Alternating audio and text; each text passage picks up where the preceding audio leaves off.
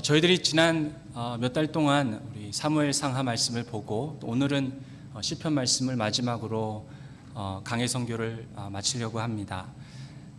저희들이 이런 말들을 또 이런 질문들을 들을 때가 있습니다. 하나님, 저는 하나님의 은혜가 없이는 한순간도 살 수 없습니다. 주님의 도우심이 없이는 제 스스로 구원받을 수도 없습니다. 주님의 은혜가 오늘 나에게 필요합니다. 이런 이야기들을 저희들이 종종 듣습니다. 오늘 이 시편 51편 말씀을 통해서 좀 더 깊이 그렇게 고백하는 성도의 고백 가운데 어떤 신앙 고백이 그 안에 있는지 저희들이 좀 다시 생각해보고 또 기도하는 시간 갖기를 소원합니다. 지난주에 이어서 시편 51편 말씀을 계속 함께 보고 있습니다. 오직 회개한 사람만이 구원받은 사람이고 그리스도인이라면 이런 회개의 징표가 나타난다라고 지난 시간에 말씀드렸습니다. 회개하지 않은 사람이 어떻게 구원을 받을 수 있겠습니까? 오직 회개는 구원받는 그 순간에만 하는 것이 또 아니라고 말씀드렸습니다. 평생에 걸쳐서 저희가 하나님 앞에 서는 그날까지 우리는 회개의 삶을 날마다 살아야 합니다. 그래서 우리가 다윗의 모습을 본 것입니다. 다윗이 회개하는 모습을 보면서 나에게 저런 회개의 징표가 있는가? 나에게 그런 회개한 자의 마음이 있는가? 다윗의 모습을 통해서 우리들이 생각해 볼 수 있는 것입니다. 그 특징 두 가지를 지난 시간에 말씀드렸습니다. 첫째는 참으로 회개한 사람은 자기를 살핍니다. 자기를 직시하고 자기 마음 가운데 있는 죄악을 들여다봅니다. 두 번째로는 참으로 회개한 사람은 하나님의 자비하심만을 의지한다라는 말씀을 드렸습니다. 오늘은 이 두 번째 특징에 대해서 좀 더 말씀을 나누어 보고 또 세 번째까지 살펴보도록 하겠습니다. 다윗에게는 어떤 회개의 징표들이 있었습니까? 나단 선지자가 와서 다윗의 죄를 지적하고 다 들추어내자 다윗 마음속에 이제 회개의 마음들이 불일 듯이 일어나기 시작했습니다. 다윗이 정신을 차리기 시작했습니다. 내 마음 가운데 갇혀있기는 갇혀있지만 이 여우 같은 그런 것이 들어있어서 기회만 생기면은 밖으로 뛰쳐나가려고 하는구나. 그런 죄성이 내 가운데 있구나. 하나님을 멸시하고 하나님께 반항하려는 그런 욕구가 내 마음 가운데 있구나. 이 죄 때문에 하나님과 멀어졌고 이 죄 때문에 하나님과의 관계가 망가져 있구나. 그런데 다윗은 거기서 멈추지 않습니다. 모태 속에서부터 내가 죄인이었구나. 내가 죄의 덩어리였구나. 내 자신이 문제구나.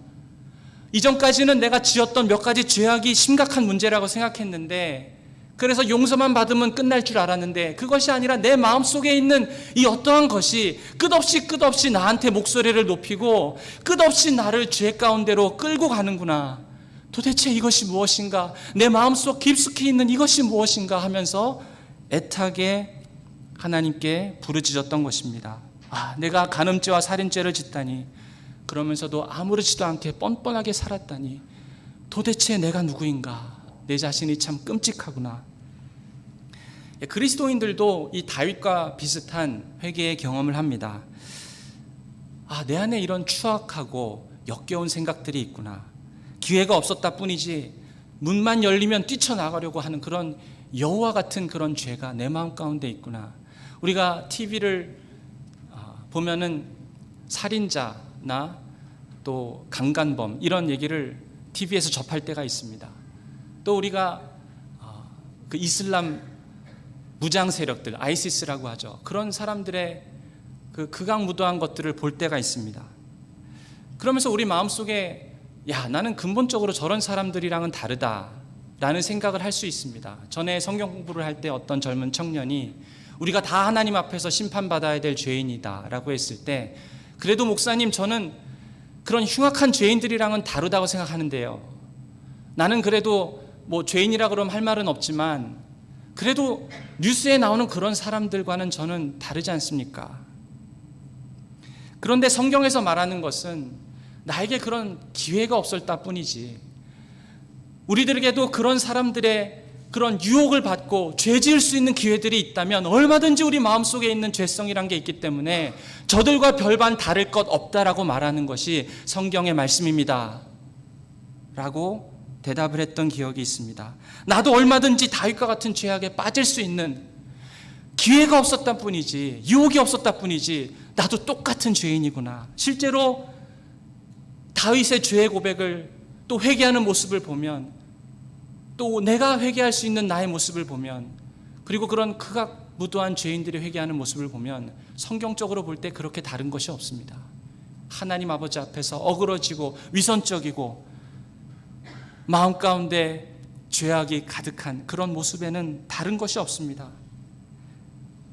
비교해보면 회개할 때 별 차이 없는 죄인이라는 것이 기독교 교리의 핵심입니다. 그리스도인은 단지 용서만 받으면 돼 라고 생각하는 법이 절대로 없습니다. 그런 그리스도인들은 내가 잘못한 것에 대해서 회개하고 후회하고 이것에 대해서 용서함 받고 빨리 내 죄책감 벗어버리고 그러면 된다라고 생각하지 않습니다. 만약 우리가 그저 죄책감에 비참해서 벗어나는 일에만 몰두해 있다면 참된 그리스도인이 되기엔 아직 멀었다라는 것입니다. 용서받은 후에도 내 안에서 끝없이 나를 끌고 죄의 모습으로 가지고 가려는 그 세력이 있는 것 때문에 안타까워합니다. 나를 무너뜨리고 악한 세력을, 생각을 도모하고 끝없이 나를 사로잡으려고 하는 내 안에 있는 그 어떤 것 때문에 괴로워합니다. 근본적으로 내 마음 가운데 문제가 있다는 것을 압니다. 내 힘으로 해결할 수 없는 것이 있구나. 내 자체가 문제이구나. 그래서 하나님 앞에서 내가 할 수 있는 것이 없다라는 것을 깨닫고 전적으로 내가 무력하다라는 것을 압니다. 사람마다 양심이 깨어나는 순간이 있습니다. 다윗은 회개할 때 양심이 깨어났습니다. 이 양심이 한번 깨어나면은 가만히 있지를 않습니다. 멈추려고 해도 멈춰지지가 않습니다. 계속해서 우리의 마음 가운데 있는 생각을 고발합니다. 우리의 마음을 찌릅니다. 그럼 마음이 아파요. 그런데도 멈추고 싶지만 이 양심이 한번 깨어나면은 멈춰지지가 않습니다. 어떤 사람은 젊었을 때 아직은 힘이 있고 아무 낙이 없다고 할 해가 가깝기 전에 창조주 하나님을 기억합니다. 저들의 양심이 깨어납니다. 또 어떤 사람은 죽기 바로 직전에 깨어나는 사람이 있습니다. 예수님의 십자가 옆에 달렸던 그런 죄수들처럼. 그 죄수 중에 한 명은 죽기 직전에 양심이 깨어나서 하나님의 은혜와 자비를 구합니다. 그런데 또 다른 어떤 사람들은 죽고 나서야 지옥에 가서 양심이 깨어나는 사람이 있습니다. 제가 전에 병원에 가서 전도할 때 일이었습니다. 어떤 방에 들어가서 전도를 하려고 병상에 누워있는 환자를 보았는데 이제 중병에 걸려서 돌아가시기 직전이었던 것 같습니다. 나이가 많이 드신 분이었는데 그분을 볼 때 얼굴이 거의 새카매질 정도로 이제는 말을 붙여도 말을 할 수 없을 정도로 마지막 순간을 보내는 분이었습니다. 제가 찾아가서 기도해드리고 싶고 또 예수님을 말씀드리고 싶습니다 라고 했을 때 그분이 말할 기력도 없는 분이셨어요. 그런데 저보고 이러시는 거예요.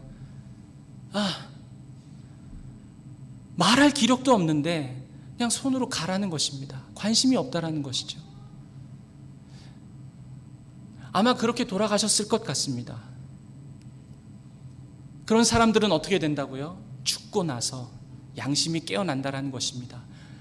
성경은 모든 사람들이 자기 양심이 깨어날 순간이 있다라고 말합니다. 우리가 누가복음 16장에 보면 부자와 나사로 이야기를 알고 있지 않습니까? 부자가 지옥에 가서 천국에 보니까 나사로가 있습니다. 그리고 나서 그때 양심이 깨어납니다.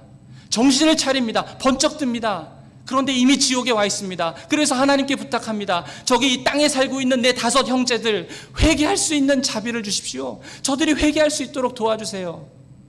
그제서야 양심이 깨어난 것입니다.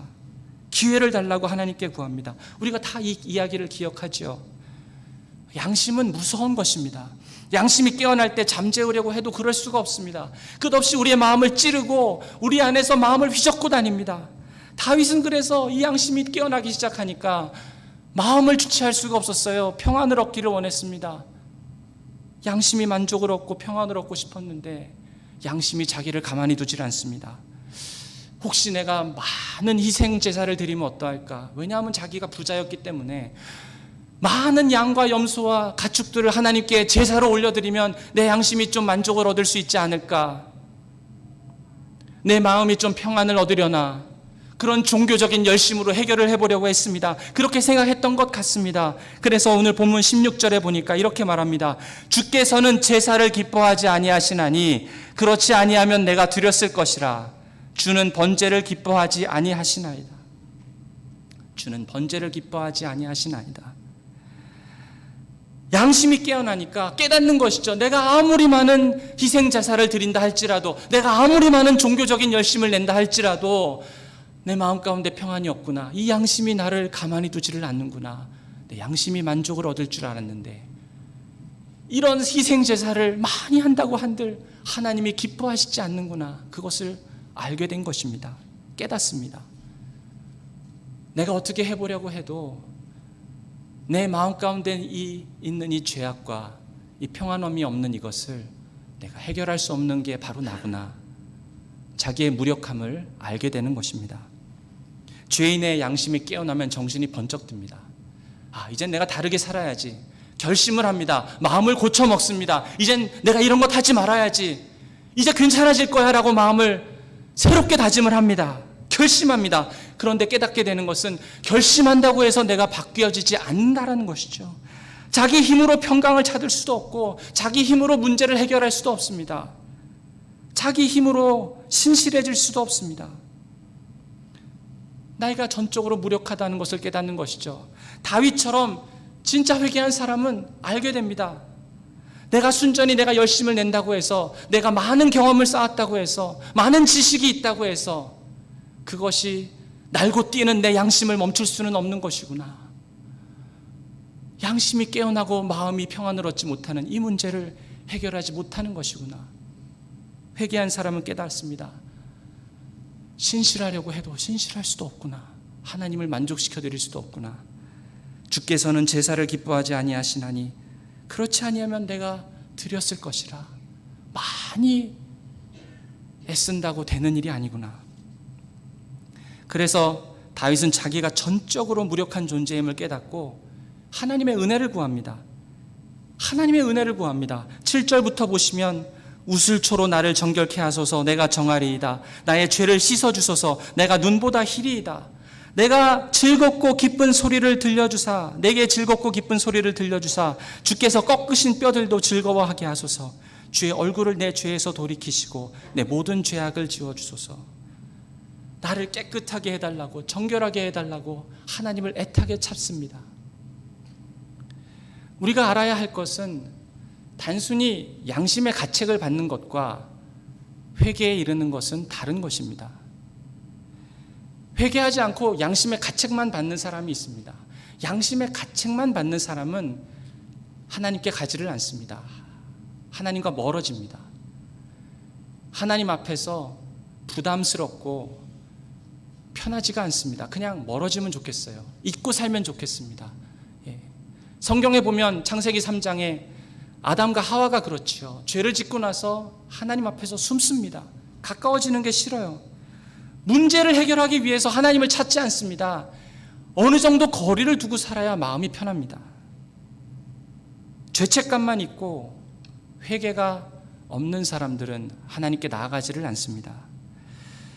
하나님 앞에서 하나님께서 나에게 경고하셔도, 누군가의 목소리로 내 죄가 지적을 당해도 그냥 그러고 삽니다. 하나님 앞에 그 자기의 마음을 가지고 가지를 않습니다.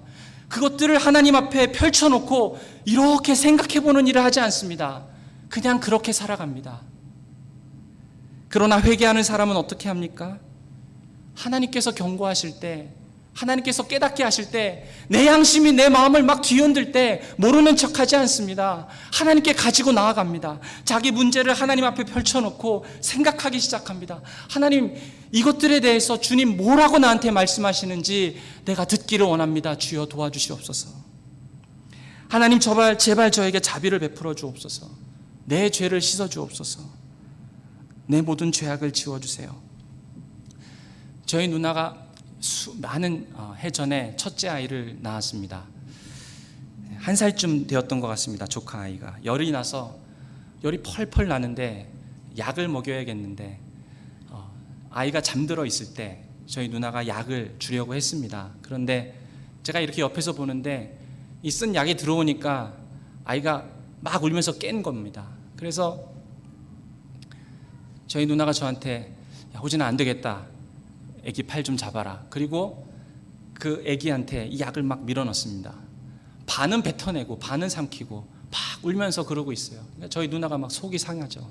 약을 다 안 먹고 있으니까. 근데 보니까 저희 조카가 막 울면서 저희 누나한테 가서 막 끌어안고 멍멍 울더라고요. 저희 그러니까 엄마한테 가는 거죠. 그게 아이와 엄마의 관계입니다.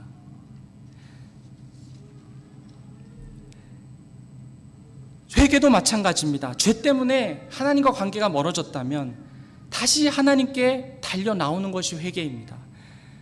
양심의 가책만 받는 사람은 하나님과 멀어져서 살아도 괜찮다고 생각합니다.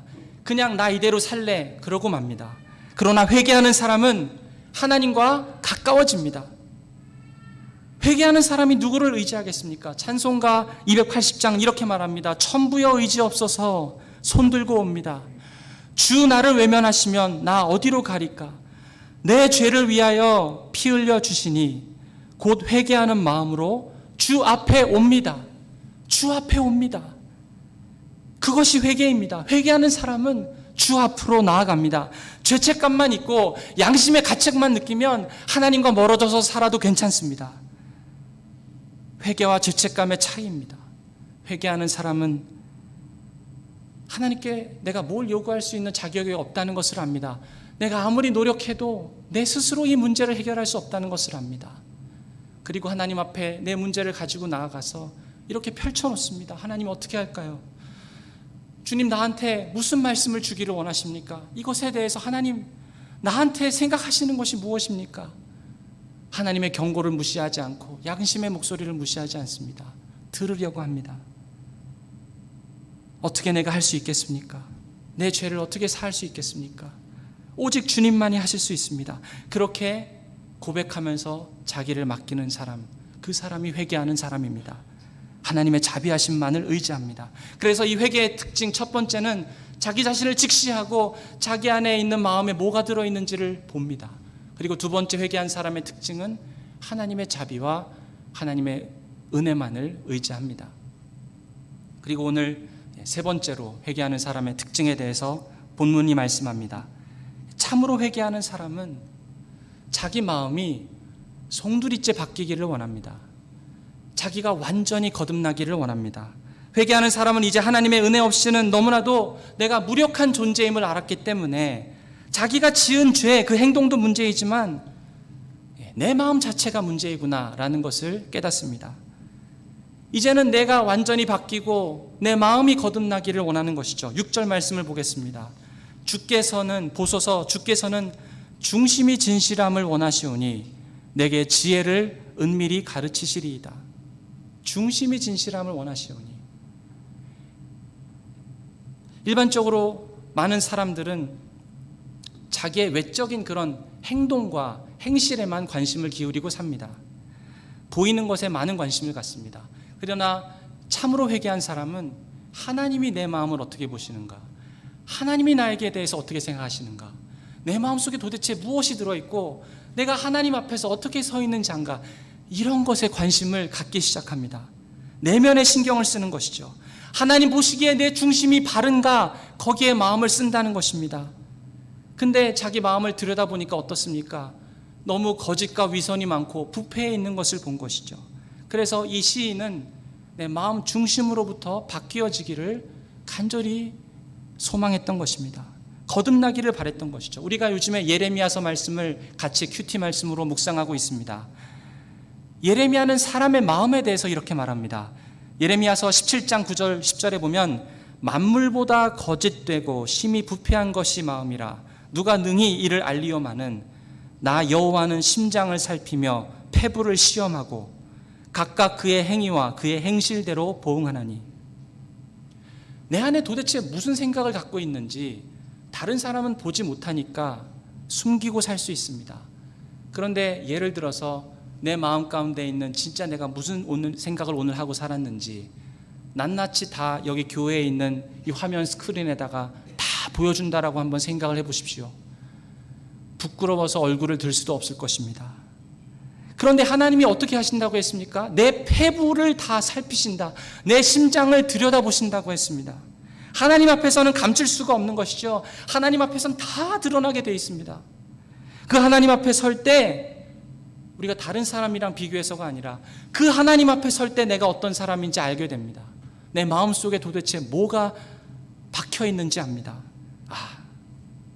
내가 다시 태어나지 않으면, 이 마음이 송두리째 바뀌지 않으면 나는 소망이 없는 존재구나. 이것이 기독교에서 말하는 거듭남의 교리입니다. 많은 사람들은 이 거듭남의 교리를 별로 좋아하지 않습니다. 이렇게 생각하는 것이죠. 내가 속이야 어떻든 다른 사람은 알 바 아니고 겉으로는 잘 살고 겉으로는 죄 짓지 않고 윤리적으로 잘 살면 될 일 아닌가라고 생각을 합니다.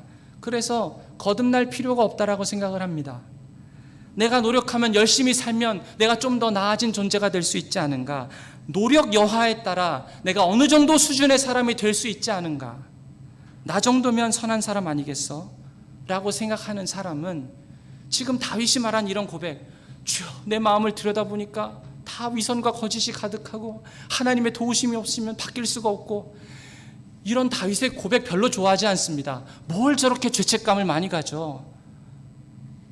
스스로 생각합니다. 내가 생각해 보니까 다 괜찮은데 몇 가지 몇 개 내가 조금만 노력하면 고칠 수 있어.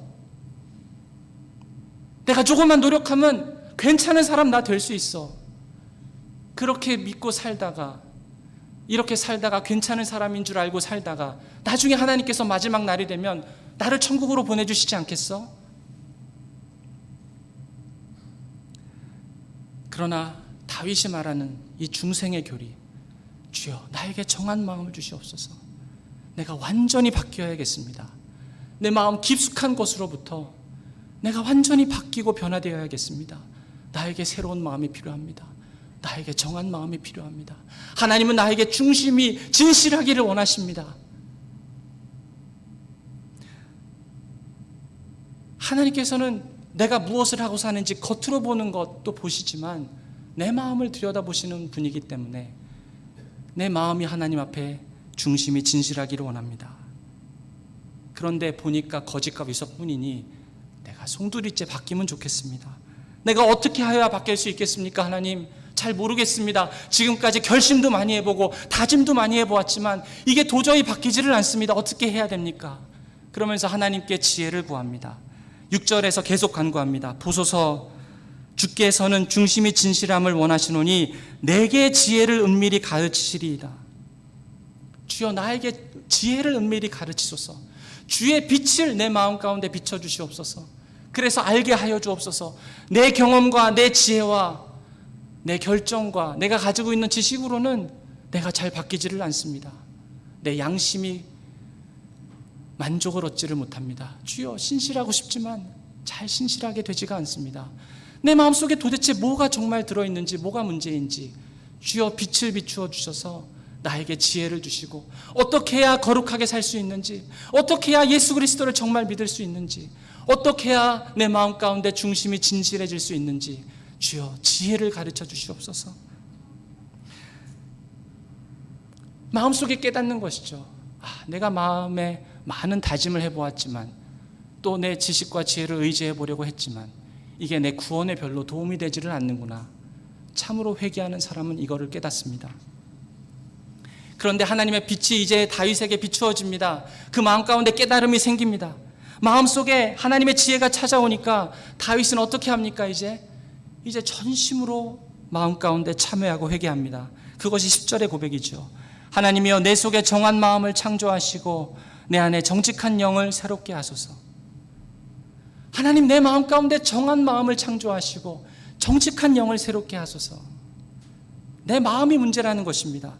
예수님께서도 그러셨어요. 마음에서 나오는 것들이 사람을 더럽게 한다. 마태복음 5장 18절에서 20절에 보면 입에서 나오는 것들은 마음에서 나오나니 이것이야말로 사람을 더럽게 하느니라. 마음에서 나오는 것은 악한 생각과 살인과 간음과 음란과 도둑질과 거짓 증언과 비방이니 이런 것들이 사람을 더럽게 하는 것이요. 예수님께서도 마음에서 나오는 그것이 사람을 더럽게 한다고 했습니다. 문제는 무엇이냐면은 내가 몇 가지 죄를 짓고 그 죄가 심각하게 하나님의 눈 앞에서 잘못된 것임을 깨닫고 용서받고 그리고 괜찮게 살아가는 것, 그것이 문제가 아니라 내 마음을 보니까 근본적으로 나에게 힘을 쓰고 있는 어떤 것이 내 마음속에 꽉 박혀 있습니다. 끝없이 내 안에서 목소리를 내고 끝없이 나를 조정하려고 하고 내 마음 가운데 거짓되게 위선되게 만들려고 하는 그 무엇인가가 나를 끝없이 이끌어가는 그 끈질긴 무엇이 자기 마음속에 있다는 것을 아는 것이죠. 그래서 다윗은 이것이 해결되어야겠구나. 그러니까 이제는 나한테 완전히 새로운 마음이 필요합니다. 하나님 도와주옵소서.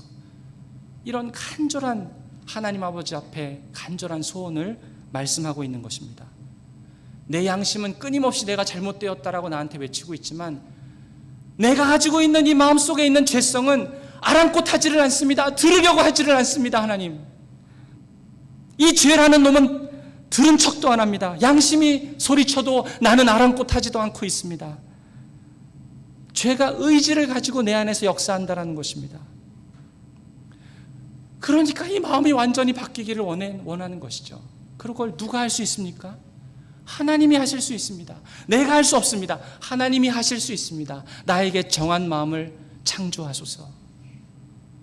창조하소서. 한번 이런 생각할 수 있지 않습니까? 제가 지난주에 어거스틴 얘기를 잠깐 했습니다. 어거스틴은 자기가 회심하고 나서 11년이 지난 후에 참회록을 썼습니다. 회개하고 구원받은 이후에 11년 동안 회개하는 삶을 살다가 참회록을 썼고, 그리고 죽는 날 76세에 죽으면서 시편에 있는 다윗의 참회 시들을 자기 방에 다 붙여놓고 열흘 동안 죽기 직전까지 회개하면서 그렇게 죽습니다. 무슨 어거스틴 같은 사람이 그렇게 회개를 하는가? 적어도 무슬림 아이시스나 뉴스에 나오는 그런 사람들이 평생 회개를 해도 자기 죄를 씻지 못하는 것 아닌가? 그런데 어거스틴을 보십시오. 그 사람이 무슨 그런 흉악한 죄를 죽을 때까지 지었겠습니까? 그런데도 마음 가운데 계속해서 하나님 앞에 나아가서 회개하는 것입니다. 도대체 왜 그러는 것일까요? 우리가 사도 바울을 성경에서 봅니다. 바울이 자기도 뭐라고 했습니까? 나는 죄인 중에 괴수다. 자기가 생각해 보니까 예수 그리스도 믿기 전에 내가 진짜 많은 그리스도인들 핍박하고 많이 죽이고 살았지. 내가 진짜 죄인 중에 괴수였구나. 그런 말 하는 것이 아닙니다. 예수 그리스도를 믿고 자기 평생 동안 전도 여행하고 그리스도의 십자가를 붙잡고 날마다 그렇게 거룩을 향해서 살아가는데, 그렇게 사는 그 중간에서도 자기 마음을 보니까 내가 죄인 중에 괴수입니다라고 고백하는 것입니다. 도대체 그 마음 속에 무엇이 있습니까? 내 마음 깊숙한 곳에 끝없이 나를 죄 가운데로 인도하고자 하는 그런 죄의 의지가 내 마음속에서 역사한다라는 사실을 바울이 안 것입니다.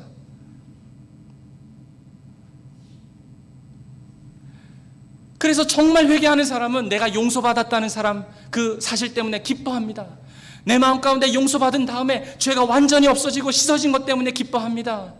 그러나 그것으로 만족하지가 않습니다. 주여, 내 마음 자체가 송두리째 바뀌기를 원합니다. 이제는 죄를 짓지 않는 것이 하나님 아버지 사랑하고 죄를 이제는 정말 짓지 않고 살고 싶어하는 그런 마음속의 소원함과 욕망이 마음 가운데 깊이 생겨나는 것이죠. 이제는 마음이 송두리째 바뀐 것입니다. 죄를 짓지 않고 내가 평생 주님 섬기면서 살고 싶습니다. 사랑하며 살고 싶습니다. 하나님께 영광 올려드리면서 살고 싶습니다. 그런 마음으로 바뀌는 것이죠. 우리 힘으로 절대 할 수 없는 것입니다. 우리 힘으로 스스로 할 수 없는 것입니다. 마음이 바뀐 것이죠. 다시 완전히 태어나는 것입니다. 고린도후서 5장 17절에 보면 그런즉 누구든지 그리스도 안에 있으면 새로운 피조물이라. 이전 것은 지나갔으니 보라 새 것이 되었도다. 그렇기 때문에 이 참된 회개를 경험한 사람은, 회심을 경험한 사람은 자기 스스로의 힘으로는 신실한 삶을 살 수 없다는 것을 압니다. 하루라도 하나님의 도우심이 없이는 살 수 없다는 것을 압니다. 그래서 오늘 본문 11절 12절에서는 그렇게 하나님을 의지합니다. 나를 주 앞에서 쫓아내지 마시며 주의 성령을 내게서 거두지 마소서. 주의 구원의 즐거움을 내게 회복시켜 주시고 자원하는 심령을 주사 나를 붙드소서. 주님, 나를 붙드소서. 나에게 자원하는 심령을 주시옵소서. 정한 마음을 주시고 정직한 영을 주시고 변함이 없는 마음을 주시옵소서. 성령으로 충만케 하여 주옵소서. 죄를 짓기도 싫어하는 마음을 주시고 죄를 미워하는 마음을 주시고 하나님 더 사랑하는 마음, 하나님 영광 올려드리고 싶은 마음이 내 삶의 목적이 되는 그런 마음을 주시옵소서. 주여, 나를 그렇게 지키소서. 하나님을 하루라도 붙들지 않으면 쓰러질 수밖에 없는 사람, 그 사람이 곧 그리스도인입니다. 그가 진심으로 회개한 사람입니다. 하나님께서는 사랑하는 여러분, 회개하는 자들에게 은혜를 베풀어 주십니다. 다윗이 이렇게 하나님한테 기도하고 시편 51편 고백으로 나아갔을 때 하나님 어떻게 하셨을까요? 하나님께서 다윗에게 중심의 진실함을 주셨을까요? 하나님께서 다윗에게 지혜를 주시고 빛을 비추어 주셨을까요? 하나님께서 다윗 마음 가운데 참으로 변화되는 은혜를 주셨을까요? 정직한 마음, 정결한 마음, 변치 않는 마음 주셨을까요? 성령의 충만함을 허락해 주셨을까요? 네, 하나님 그런 마음을 주셨습니다. 누르고 흔들어 넘치는 복을 지금도 우리에게 허락하고 계시는 그 하나님께서, 지혜를 구하는 자들에게 꾸짖지 아니하시고 후히 주시는 하나님께서 회개하는 마음으로 주님께 나아가는 심령들을 절대로 멸시하지 않습니다. 오히려 하나님께서는 회개하며 주님께 나아가고 내 마음이 송두리째 하나님 것 되기를 원하는 우리의 심령 주의 것이니 주님의 형상 만드소서라고 부르짖으며 나아가고자 하는 그런 심령들 하나님 절대로 멸시하시지 않습니다. 하나님 은혜를 베풀어 주십니다. 사탄은 우리한테 계속 얘기합니다. 너 네가 지금 하고 있는 그거 바뀌면 너 큰일 난다. 회개하지 마. 그냥 그러고 살아. 잘못한 거 알고 있어도 내가 만약에 이거 회개했다가 하나님 말씀대로 순종했다가 나 큰일 나면 어떡하지? 혹시라도 하나님께서 나 징계하셔서 매 맞으면 어떻게 하지? 진심으로 회개하는 사람들은 주님 나를 때리셔도 그 결정조차 선하십니다. 우리 지난 주일날 듣지 않았습니까? 사탄이 그렇게 얘기해도 아니야, 난 너의 목소리 듣지 않겠어. 우리 난 하나님께 있는 모습 그대로 하나님 의지하고 나가고 하나님 말씀 순종하고 회개하라고 할 때 내 변화된 삶의 결정들과 마음을 주님께 올려드리면 하나님께서 나에게 얼마나 큰 은혜를 베푸실 텐데, 사탄아 난 너의 목소리 듣지 않겠어.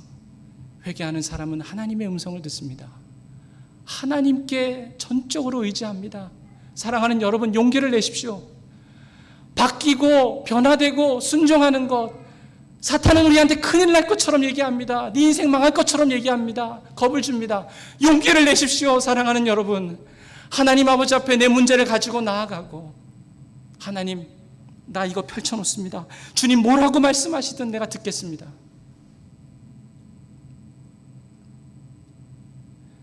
그렇게 주님께 나아가는 자들 절대로 하나님 멸시하시지 않고요, 오히려 많은 자비와 많은 긍휼하심으로 우리를 품으십니다. 우리가 생각하지도 못하는 그런 하나님 안에서 누릴 수 있는 구원의 즐거움, 기쁨, 하나님으로부터 오는 그런 만족과 평안, 죄로부터 온전한 자유함, 그 안에서 성령과 함께하는 그런 충만함, 하나님께서 좋은 것들로 우리에게 다 예비하셨습니다. 우리는 그 하나님을 붙잡기만 하면 되는 것입니다. 그 하나님께 나아가서 우리 마음을 솔직하게 고백하고, 뭐 대단한 의로운 것들 쌓고 준비돼서 나갈 필요 없습니다. 그냥 내 모습 그대로 하나님께 내어드리는 거, 그거면 됩니다. 하나님께서 우리에게 은혜를 베푸실 줄로 믿습니다. 우리 이 시간 함께 기도하시겠습니다. 하나님, 회개하는 심령들을 죄에서 끄집어내시고 그 죄를 깨끗이 하실 뿐만 아니라 내 안에서 역사하고 의지를 가지고 우리를 무너뜨리려고 하는 그 죄 덩어리, 그게 내 자신, 내 마음, 이거를 송두리째 바꾸고 예수 그리스도의 심장으로 이식하는 그런 놀라운 역사가 그리스도 예수 안에서 우리 안에 반드시 일어날 줄로 믿습니다. 하나님, 정직한 영을 새롭게 하시고 변치 않는 마음 내게 주소서. 주의 구원의 기쁨을 허락하소서. 주의 얼굴을 거두지 마소서. 주의 성령으로 나를 채워주소서. 사탄의 음성을 듣지 않고 용기를 내어 주님 말씀 붙잡게 하소서. 주여, 우리에게 용기가 필요합니다. 죄를 주님께 고백하고 주님의 음성을 듣고 주님 뭐라고 말씀하시든 순종하겠습니다라고 할 때 우리에게 용기가 필요합니다. 주여 도우소서. 그렇게 우리 합심으로 기도하시겠습니다. 주님 감사합니다.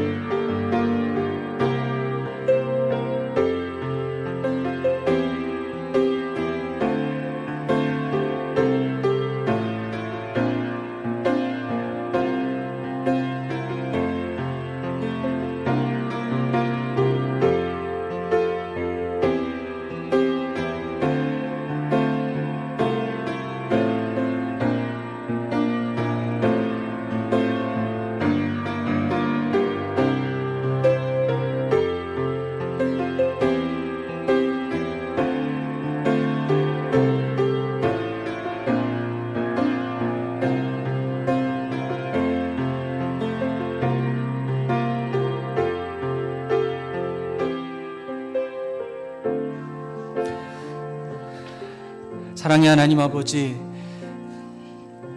인간의 제한된 언어로 어떻게 주님 말씀의 깊은 진리를 다 표현할 수 있겠습니까마는 오늘 주님 한 사람 한 사람의 심령 가운데 하나님의 복음의 빛이 비추이고 하나님의 진리의 빛이 희미하게 남아 비치는 그런 귀한 은혜가 있게 하여 주시옵소서. 하나님 아버지, 저희들의 마음이 주님의 빛 안에서 내 마음 속에 도대체 무엇이 있는지 온전히 깨달아지고 내 경험과 내 지혜와 내 의지를 인정하지 아니하고 오직 하나님의 자비와 의지만을, 하나님의 은혜만을 붙잡는, 하나님의 은혜만을 구하는 저희들 심령들 다시 될 수 있도록 주여 우리에게 회복의 은혜, 죄 사함의 은혜, 또한 우리의 심령이 완전히 새롭게 되는 그런 귀한 은혜를 주여 허락하여 주시옵소서. 감사드리며 예수님